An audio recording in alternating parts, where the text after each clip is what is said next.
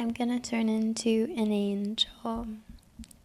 I've been doing this bit, like, sometimes in my own head, sometimes in my own writing, sometimes once with friends, in this, like, silly interview that my name is Halo, and I'm an angel, and I think the story behind it, it's, like, I saw this interview. We'll get to what I was going to say, but I want to loop back first because I don't really think linearly.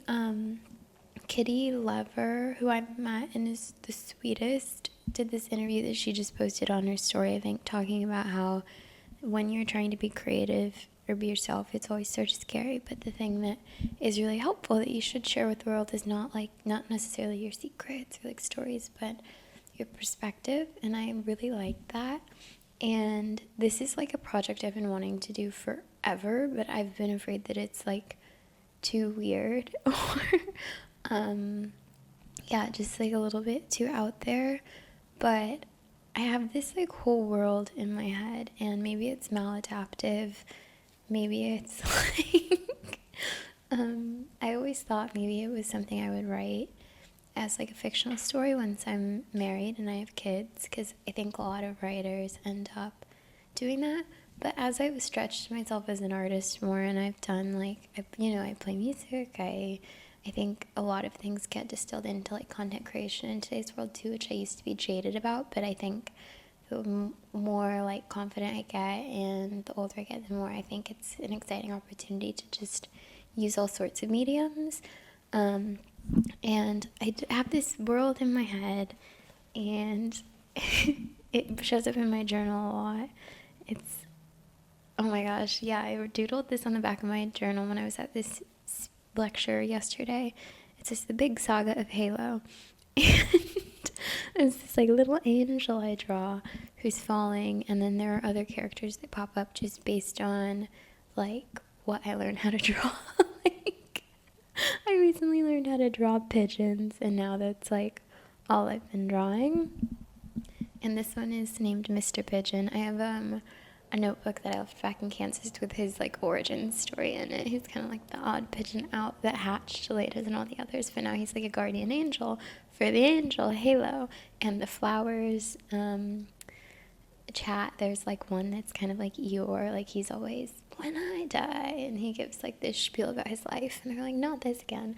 So TLDR, I have this whole like weird universe going on in my brain, and the Halo that's there, she's saying, I know that I used to live in the sky, and I know that someday I'm going to go home, but for now I'm just doing all those tasks. And I think I am religious, or religious is like not the word I want to use, because that has more like connotations of kind of like the religious institution. I love God, and I really believe in a higher power, and I believe in Jesus, and I do, and I also have to for my own sanity, I feel. And there are times I struggled when I was a bit younger, like early 20s, I think, more with depression, and it's gotten a lot better as I've gotten older, I think. But in those days where, things just don't feel like they're working out, I do just get this like feeling in my heart that I want to go home somewhere, and that I can't quite like get there no matter where I go. And I think in my head that's like proof of the existence of God and heaven. But last year when I was going through a rough bout, I made this whole universe in my head around angels and myself as an angel, and all these characters and all these rules that became these like really firm coping mechanisms for me. And I want to start documenting them. And I think a part of this too is like persona building. Like, we kind of like reinvent ourselves when we need to. And I think I've been in a bit of a rut, and it's due time for me to get out of it. So yeah, I'm gonna document that process a bit, I think, and I hope it should help. Okay, so I have this whole, philosophy that when I was really sad, I sort of lived by. And I'm revisiting it now. It's actually quite beautiful. And I can't believe I forgot. Because I just got like way too into it. It's really easy for me to sort of live with like my head in the clouds, I think. And which can be good in some ways, but not good in others. And I don't know, I think there's so much pressure to label yourself in so many ways. And I feel like the only things I've ever really wanted to label myself as when it comes to art is like Halo. And I wrote in this essay that I got to read at Sarah Lawrence this thing like Halo is an angel, and I do sort of feel that way. So I have these images that I want to try to find. Maybe I have a PR gift with makeup coming. I'm so excited because I haven't really worn anything besides this in over a year now. And I also have very few clothes. I packed pretty insanely sparse, and I don't really know what I'm gonna do about that. I'm not that attached to what I wear, but I would like to be more. So I think I'm gonna maybe try to find some stuff. But let's get into the philosophy of an angel life.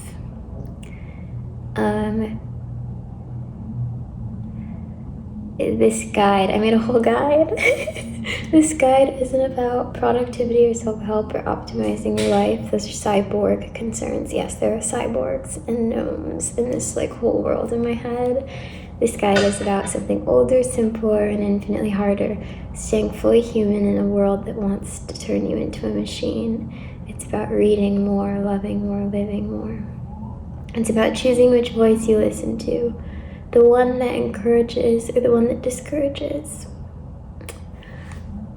I don't mean to get emotional, but like when I first made this, oh my gosh, I was going through the ringer, and you just like bring up old memories. It's like, wow. The one that says slow down and notice beauty, or the one that screams faster, faster, you're running out of time. Throughout history, every culture has had names for these forces. Ancient Persians called them light and darkness.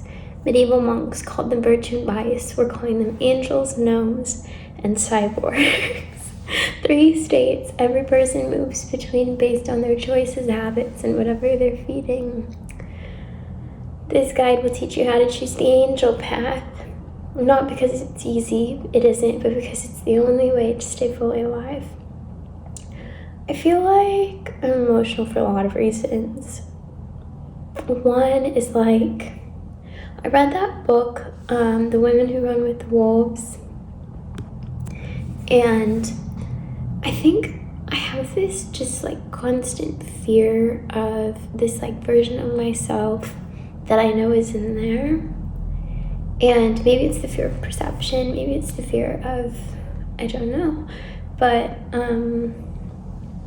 like, I'm proud of myself, like, even singing at open mics and singing and posting writing. Like, there used to be a time in my life where I was so shy and I couldn't really put anything out, and I just feel like such a different person now.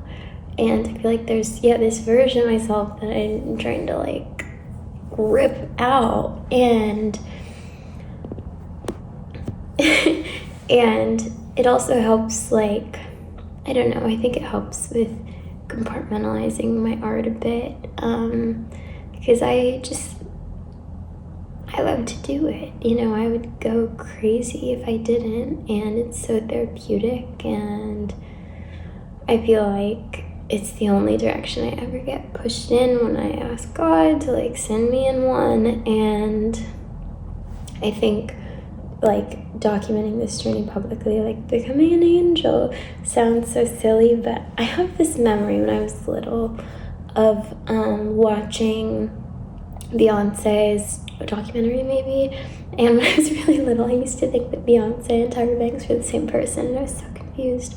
But watching her I Am Sasha Fierce stuff with my mom, And I think it's a little bit like that. Like sometimes when there's a version of yourself you have to become that you're like kind of scared of because it's so like uninhibited. I think that's this for me, and I would love to build the world like with you all, just as I'm like actually building Hot Literati. Hot Literati is different. Hot Literati is like a proper business, but it's also like centered around like love of reading and community. And I feel like Hot Literati I love, and it's like a place that I also go, but this like it's my like project that I organize it in. It's called the Halo Universe. The Halo Universe is 100% in here, and I think that's what makes it sort of scary, is if it's like too out there, too weird, then you're looking at the person who's responsible for it. So yeah, I guess next steps.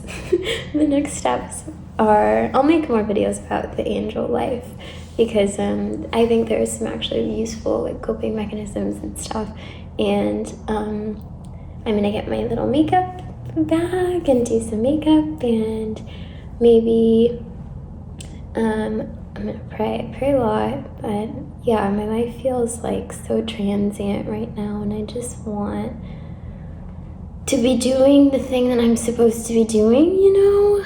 And I feel like this is it. I keep getting all these like weird God winks, as my ballet teacher used to call them.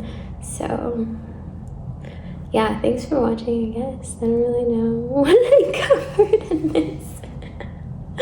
Bye.